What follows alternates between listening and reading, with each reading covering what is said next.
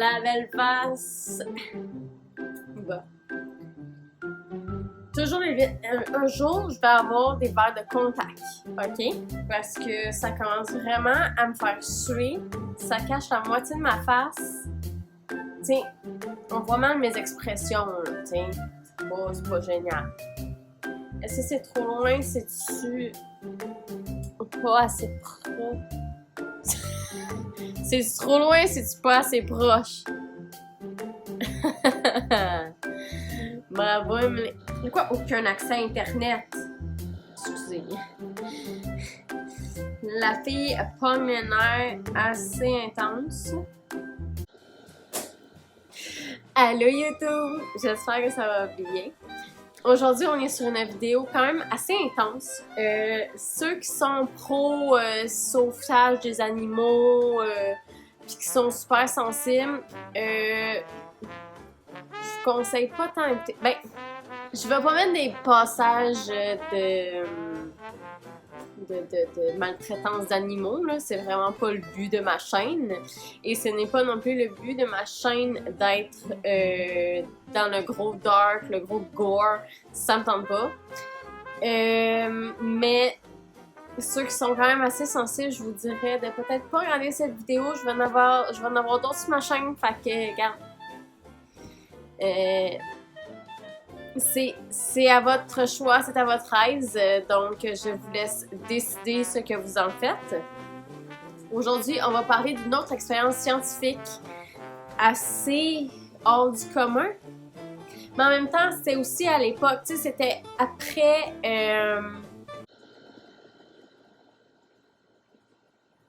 C'était après John B. Watson, blanc de mémoire. Mais ouais, c'était un petit peu après lui. Ben, ouais, un peu après lui parce que. Bon, bref, je vais embarquer dans l'histoire dès maintenant.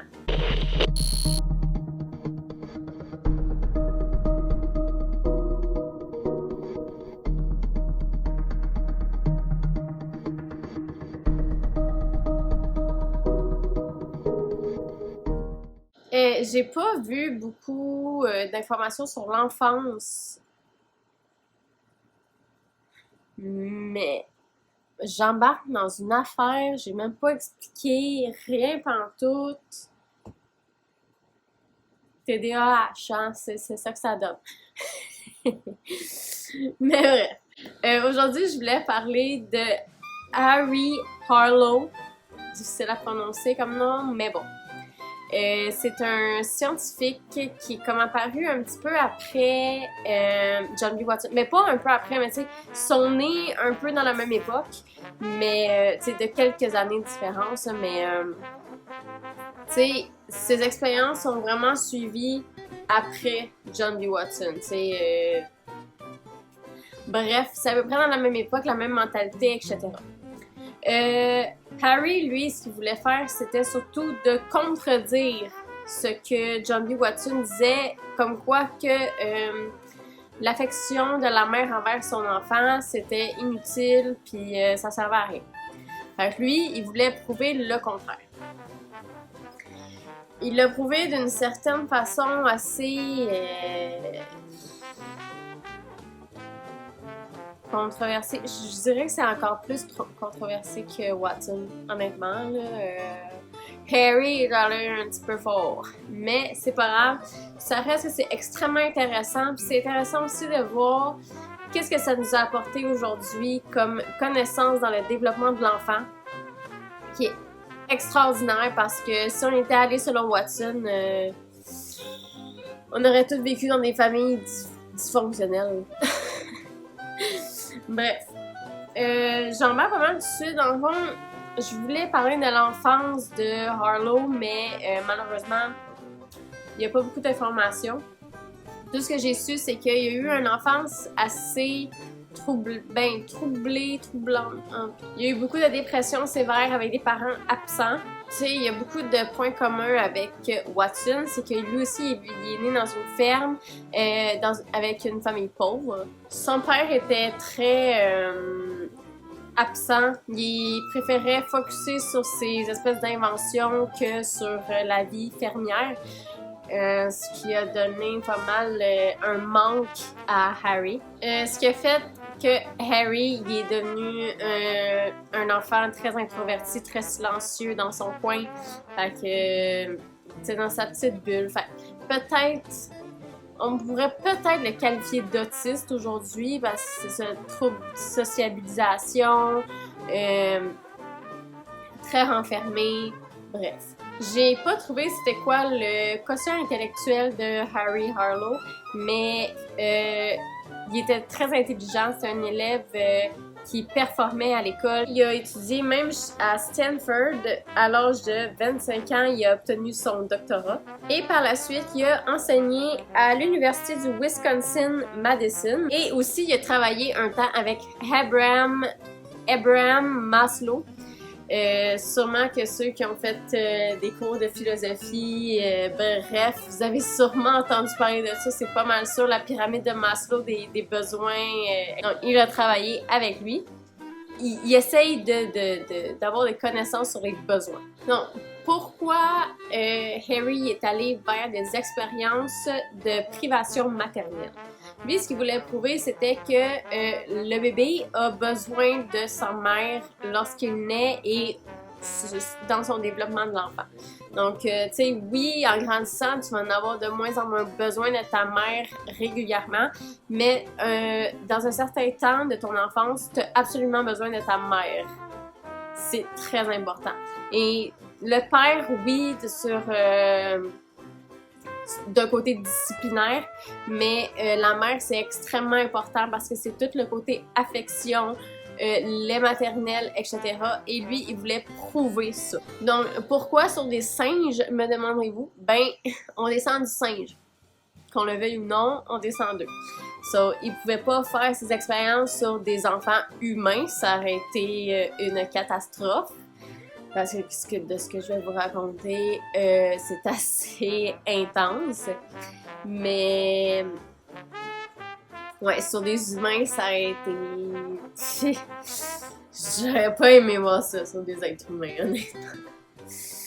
Sur des singes, c'est assez cruel, assez dur à regarder. J'ai regardé les passages... J'ai regardé les scènes, c'est...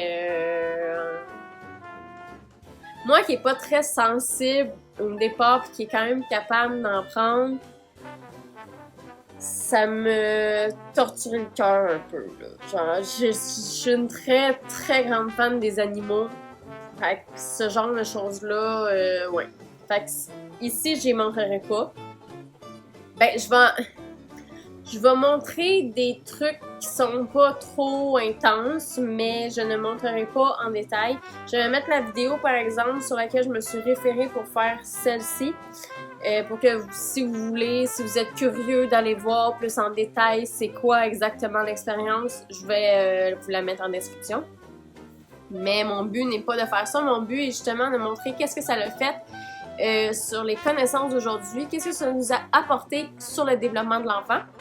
Donc bref, l'expérience de Harry Harlow était de, premièrement, lui, il voulait démontrer que une mère et son bébé s'étaient connectés au début, puis que ça avait un besoin affectif. Donc, lui, ce qu'il a fait, c'est que quand que la maman elle a donné naissance à ses bébés, lui, ce qu'il faisait, c'est qu'il prenait le bébé quasiment naissant et le mettait dans une cage à part, tout seul. Là, il voulait voir, est-ce que le bébé singe peut virer fou, là, tu sais. Fait que là, il se dit, ok, mais même si la mère est pas là, est-ce que le bébé singe peut s'attacher à quelque chose, même si cette chose-là n'est pas vivante, en tant que telle. Fait que ce qu'il faisait, c'est qu'il donnait même un bout de tissu avec le bébé singe. Fait que là, au fil des heures, au fil des jours, il a vu que le bébé singe voulait tellement s'attacher à quelque chose que il allait même s'attacher à un petit bout de tissu. Là, je vais vous montrer un petit extrait. Allez à peu près à durée-là si vous ne voulez pas voir ça. Mais le petit singe s'est attaché au bout du tissu et il voulait voir est-ce que si j'y enlève, est-ce que ça va lui faire quelque chose? Fait qu'il lui enlève et le petit singe, oh, ça m'a brisé le cœur de voir ça, là. Oh. C'est tellement triste. Mais oui, il y a un attachement qui s'est fait entre le petit singe et le bout de tissu. Fait que ça prouvait que le singe avait absolument besoin d'un attachement en particulier, même si c'était même pas vivant. Bref.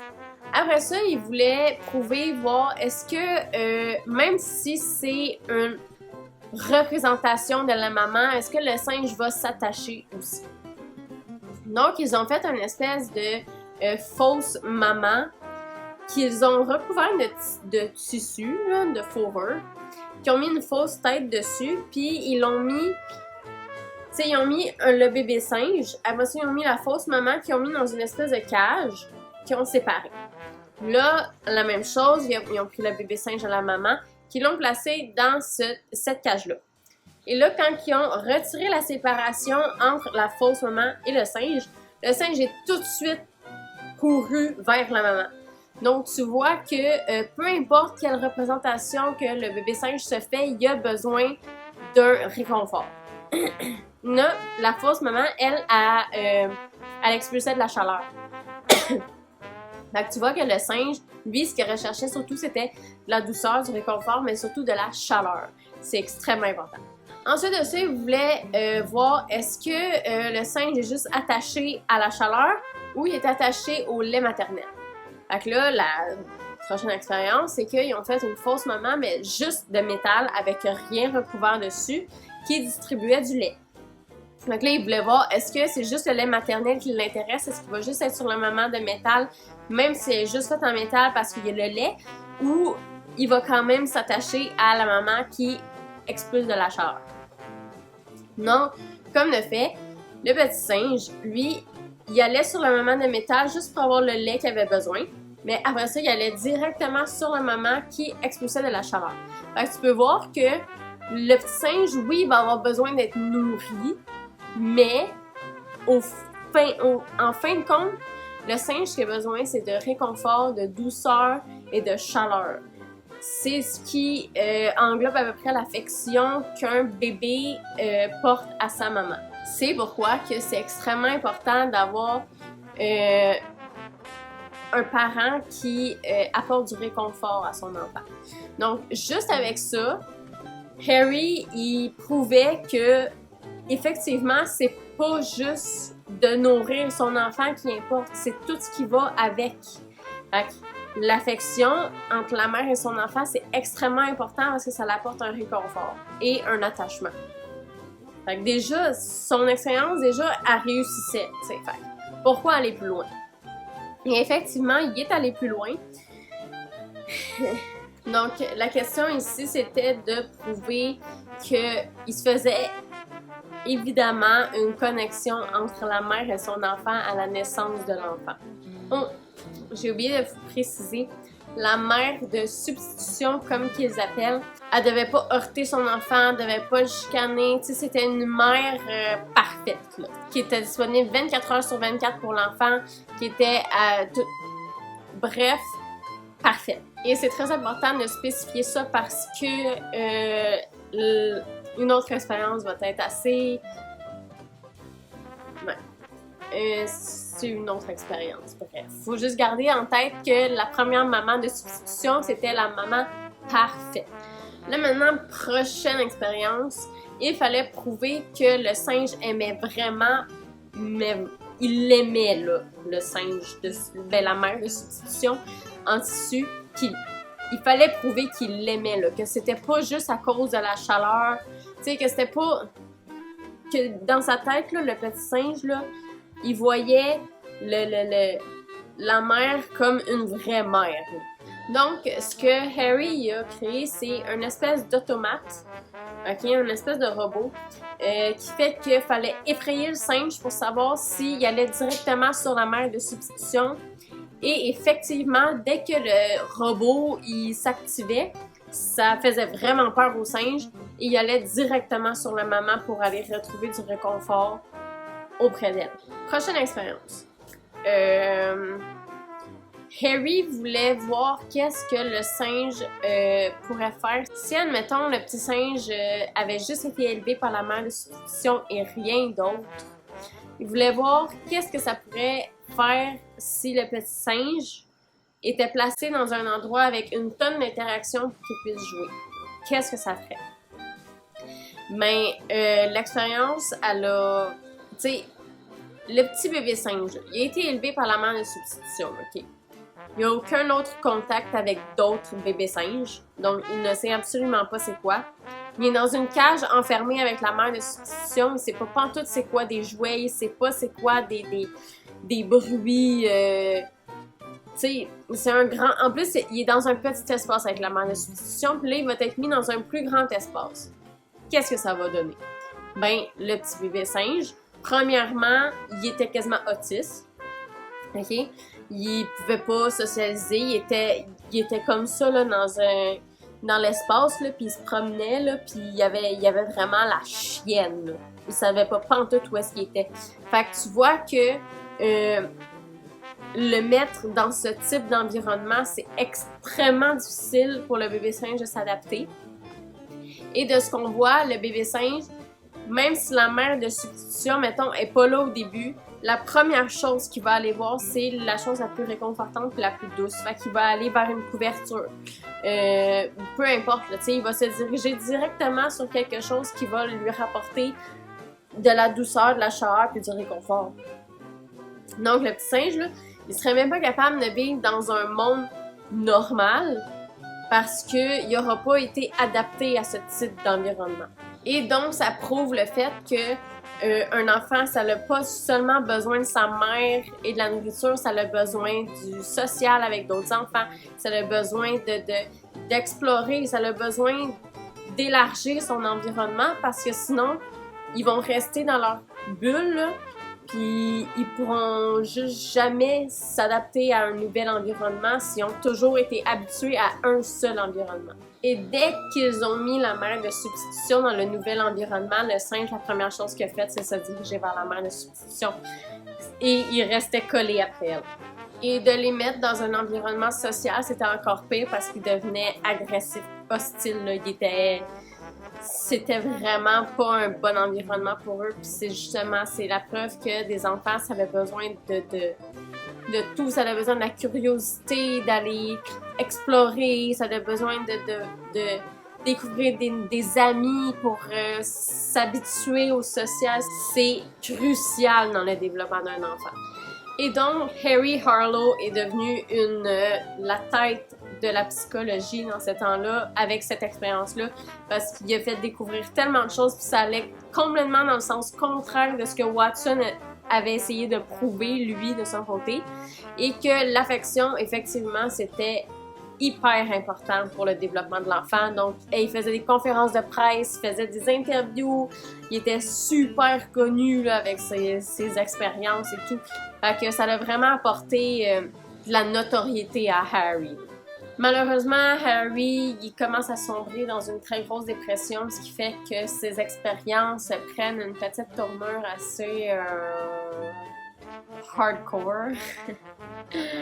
C'est dans ces moments-là qu'il devrait y avoir des tests psychologiques, même sur des psychologues des fois, parce que... Ouais, là on entre dans une partie dark, préparez-vous. Harry était marié avec une femme dans le temps de ses expériences. Il a eu 2 enfants avec cette femme et il était malheureusement très infidèle parce qu'il couchait avec plusieurs étudiantes durant ses années d'enseignement et il a fini par se marier avec une autre psychologue. Et il aura 2 enfants. Il aura 2 enfants avec cette autre femme. Et il était plus heureux avec elle, mais malheureusement, en 1967, elle a été diagnostiquée d'un cancer et succombera de ce cancer du sein en 1971. Et ça va amener Harry dans un côté très sombre de lui-même. Et malheureusement, ça va amener Harry dans des expériences aussi sombres que ce que c'est dans sa tête, là. C'est là que ça va vraiment dégénérer. Et là, il va rentrer dans une expérience qu'on appelle Total Social Isolation, qui est de mettre les singes dans une isolation complète. Harry voulait savoir qu'est-ce que ça faisait l'isolation chez l'être humain. Sauf que bien sûr, pouvant pas faire ces expériences sur des êtres humains, il les a faites sur les singes. Il voulait savoir où est-ce que ça pouvait amener le singe d'être dans une isolation complète. Il a construit 2 appareils différents d'isolation. Le premier, c'est 2 cages visuellement ouvertes avec 2 singes. Fait que tu as les 2 singes dans la cage qui peuvent se voir, mais qui peuvent pas se toucher. L'autre appareil d'isolation, c'est une cage de métal où est-ce qu'on ne voit absolument rien. La seule chose que le singe voit, c'est de temps en temps une main pour le nourrir dans sa cage, mais c'est tout. Tout ce qu'il peut voir, c'est la réflexion de lui-même dans un miroir qui a été placé dans cette cage-là. Le but là-dedans, c'était de voir si les cages semi-sociales, c'était de voir est-ce que les singes, malgré le fait qu'ils ne puissent pas se toucher, est-ce que s'il peut voir les autres singes ou est-ce qu'il peut voir son environnement, est-ce que ça fait que ça peut aussi l'isoler? Et l'autre, c'est l'isolation complète avec seulement le reflet de lui-même, comme quelqu'un en dépression, qui est seulement chez lui tout seul, avec juste son reflet comme social. Qu'est-ce que ça va faire? Là, j'entre dans des expériences extrêmement intenses. OK? Je sais que ça va avoir de l'air de la maltraitance au départ, mais il faut se rappeler que c'est dans un élan de dépression que lui a essayé ça, et ces expériences-là vont amener des très grandes connaissances sur la dépression. Ça va aider beaucoup dans les recherches scientifiques, mais c'est extrêmement difficile à entendre, c'est extrêmement difficile à regarder. Mais c'est ça, il faut se remettre en tête. C'est des expériences, c'est dans une époque où est-ce qu'on n'avait pas beaucoup de connaissances là-dessus. Ouais. Fait que le but, là, c'était de voir qu'est-ce qui peut amener un être humain à devenir complètement fou à l'idée de ne pas avoir d'interaction sociale, OK? Mais imaginez, vous êtes seul dans un 1,5, OK? Tu sais, il y a des gens là, en dépression là, qui n'ont pas de famille, ils n'ont pas d'amis. Fait qu'ils voient personne, pas d'animaux, pas de famille, pas d'amis, renfermés dans un appartement en télétravail, qui s'entraînent pas parce que là, la dépression commence à arriver parce que, hey, être enfermé dans un endroit où est-ce que tu n'as pas d'interaction sociale, là, tu deviens ermite, là. Et la seule chose que tu vois, c'est toi-même tous les jours. C'est la seule chose. Puis tu parles pas là, de la journée. Là. Les seules fois où est-ce que tu pourrais parler, c'est à toi-même. Là. C'est... Imaginez où est-ce que ça peut amener une personne. Là.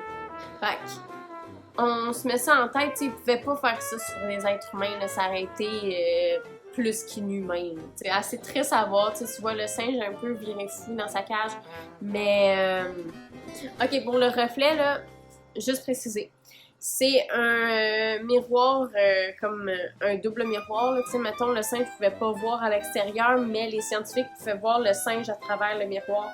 Fait que ça isolait quand même le singe, mais eux, ils pouvaient voir qu'est-ce que l'expérimentation faisait sur le singe. Pour ce qui est de la cage en métal, ce qu'il a commencé à faire, c'est premièrement, le premier singe, c'est pendant 30 jours qu'il a été là-dedans. Le deuxième pendant 3 mois. Le troisième pendant 6 mois. Le quatrième pendant 1 an. Et même dans certains cas, il allait jusqu'à 12 ans d'isolation.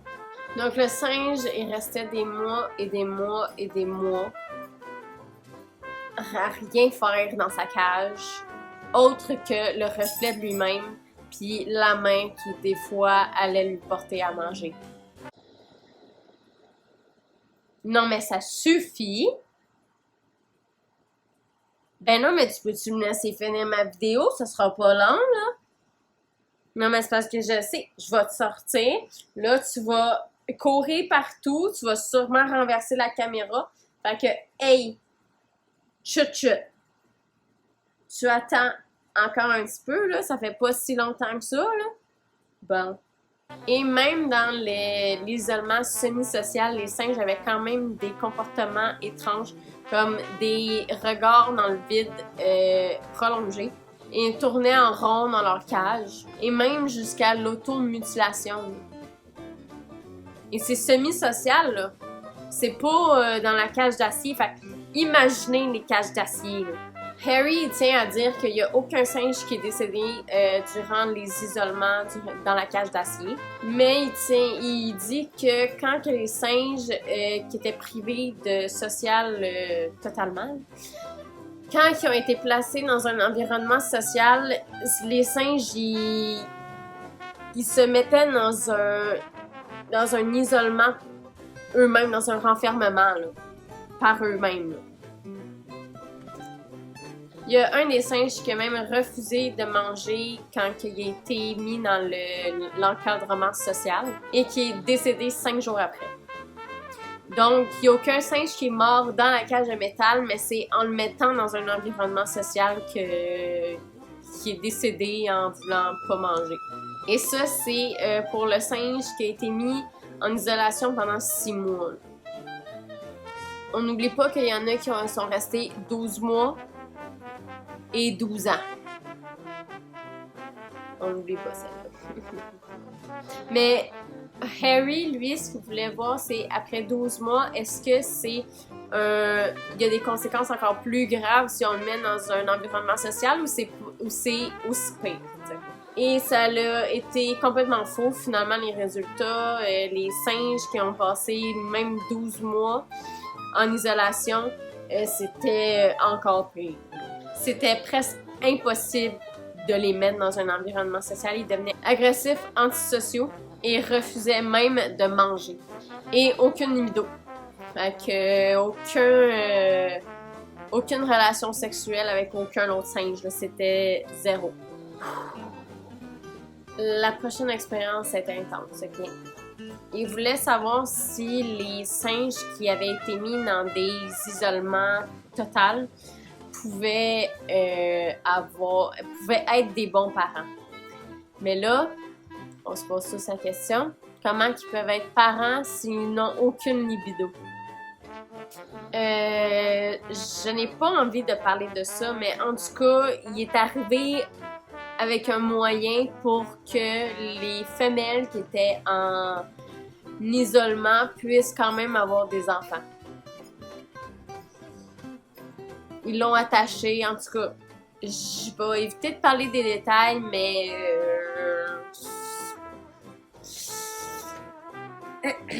ouais. C'est ça. Fait que disons qu'il n'y avait pas de consentement. On va dire ça.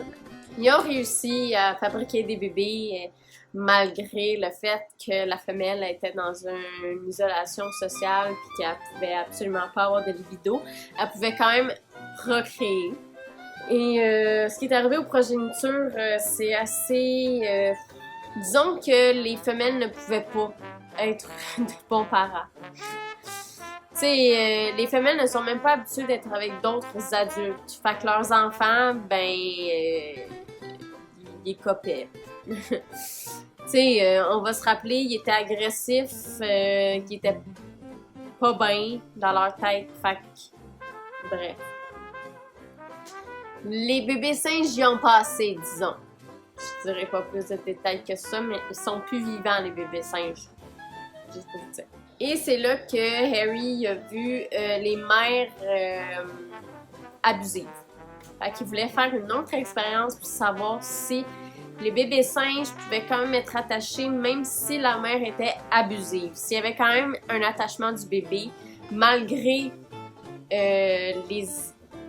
l'agressivité de la mère.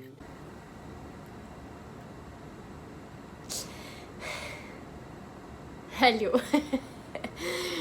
Ouais, je sais que ça fait weird, ok. Mais j'ai comme eu des petits problèmes techniques hier. Et ça me frustrait vraiment beaucoup. Mais je vais terminer mon histoire. Et j'avais... Oh my god, j'avais tellement peur de perdre ma vidéo au complet, la gang, là. Oh my god. Ça m'a pris des heures à essayer de trouver une solution pour récupérer ma vidéo, pouvoir la mettre sur mon ordi et pouvoir la monter. La chienne, là. Je veux plus jamais que ça m'arrive. On va reprendre où est-ce qu'on était, on était rendu à parler de la mère abusive et est-ce que ça peut avoir un... Je sais bien que t'es bien fatigant. Couche-toi. Ça fait 5 minutes que t'es là. Je te l'ai dit, c'est pour pas renverser la caméra. Couche. Couche. Coucher.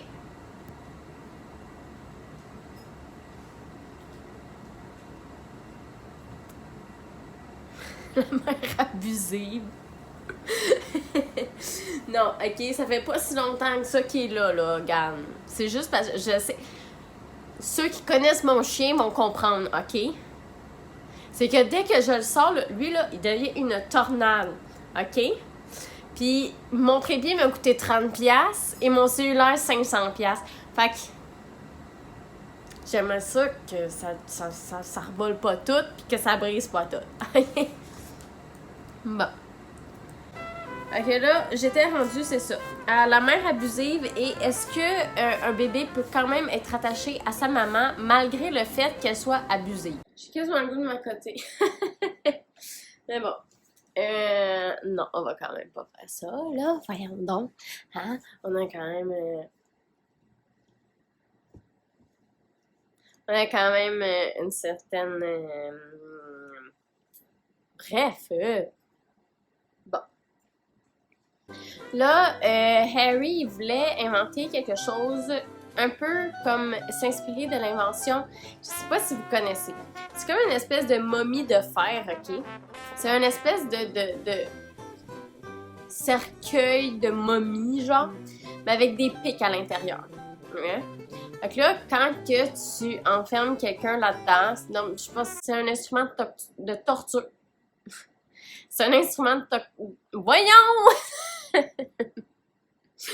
Un instrument de torture que quand tu mets quelqu'un à l'intérieur de ça et que tu refermes le cercueil, ça te transperce, ok? Voilà. Fait que là, Harry, il voulait faire une espèce de mettre ça sur la mère de substitution, c'est ça. Cet outil, dans le fond, c'était fait pour faire une simulation de mère abusive. Donc, le singe, il allait être attaché quand même, comme la mère de substitution pacifique, là, mais elle allait devenir abusive. Donc, de même, sans prévenir, le singe il allait se coller contre la mère de substitution. Mais elle avait une seule différence, c'est que quand tout d'un coup, elle pouvait sortir des pics pour piquer la peau du singe, dans le fond. Il n'y avait pas seulement ça, il y en avait d'autres mères de substitution que il soufflait de l'air glacé. Il y en avait d'autres que c'était de l'eau glacée, je pense, et une autre, c'est ça pouvait poignarder le singe.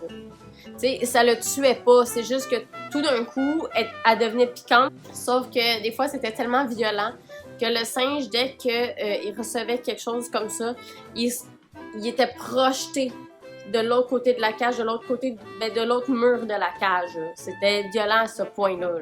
Mais, comme Harry voulait le prouver, le singe retournait toujours sur la mère de substitution, même si elle devenait agressive. Et voilà la preuve que malgré les abus des fois des parents, les enfants restent attachés à leurs parents.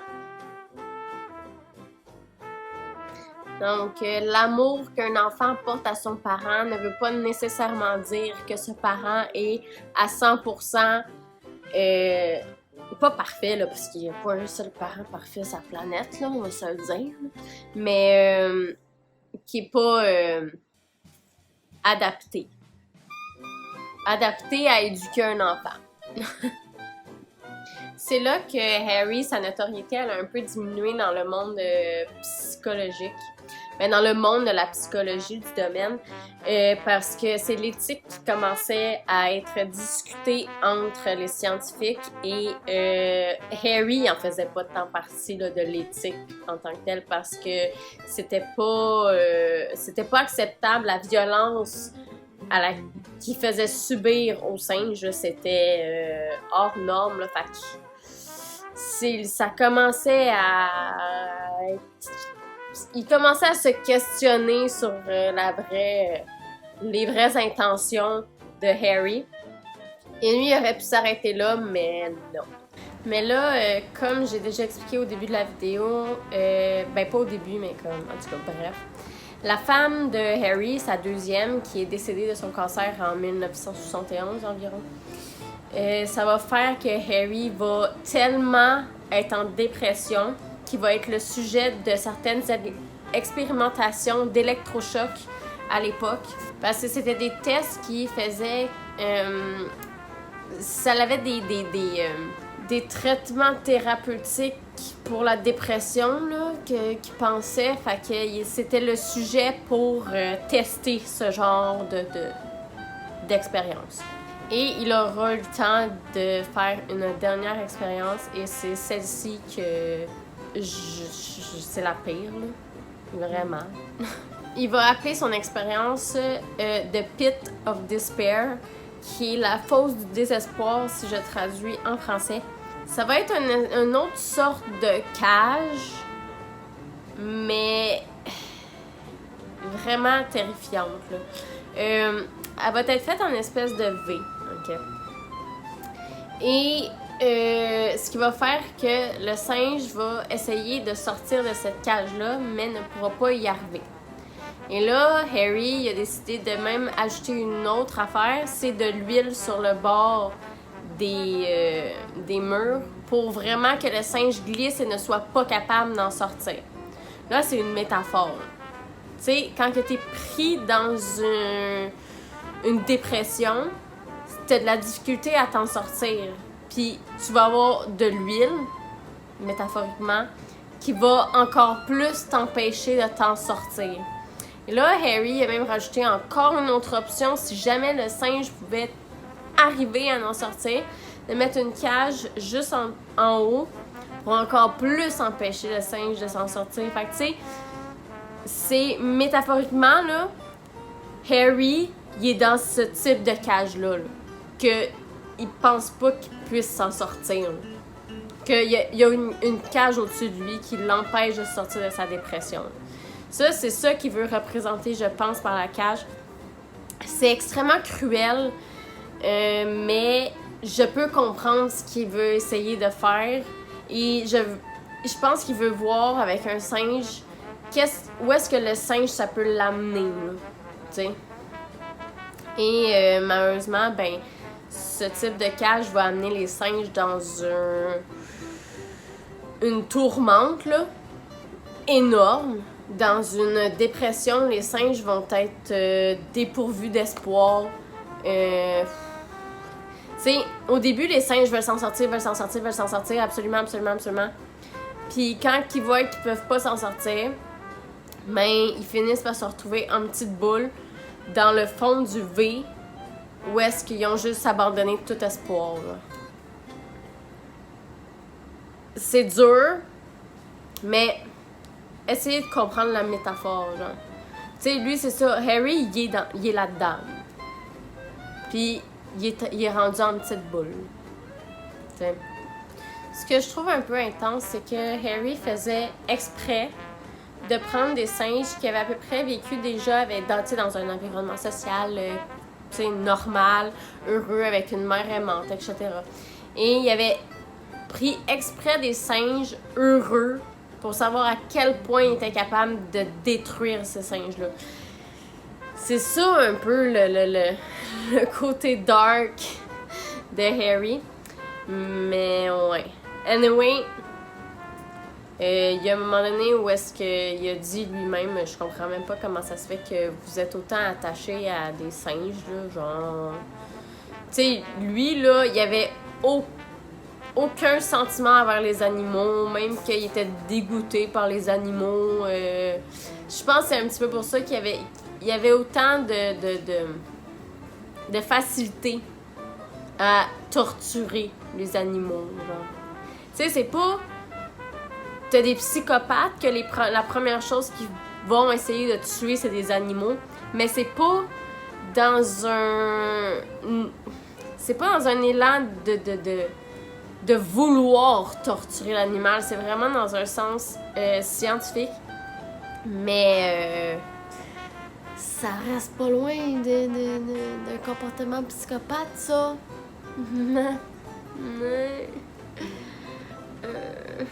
Les singes, ils passaient quelques jours dans cette fosse-là. Et quand ils étaient retournés dans l'environnement social où est-ce qu'ils avaient déjà été au départ, c'est comme... Ils ont les mêmes comportements qu'un singe qui a été placé à l'isolement dès la naissance.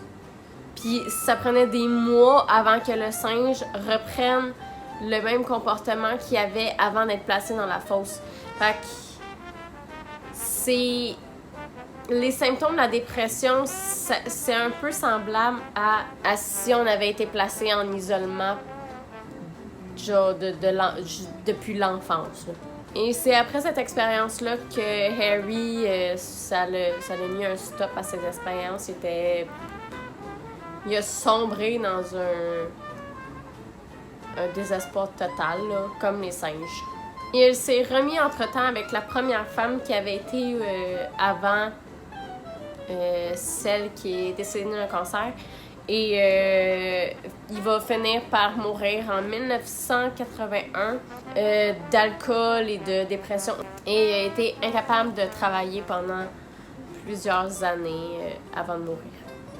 Donc, en conclusion, Harry a été beaucoup critiqué sur ces expériences-là, malgré que ça nous a apporté beaucoup de connaissances et ça l'a apporté un changement total dans le développement de l'enfant.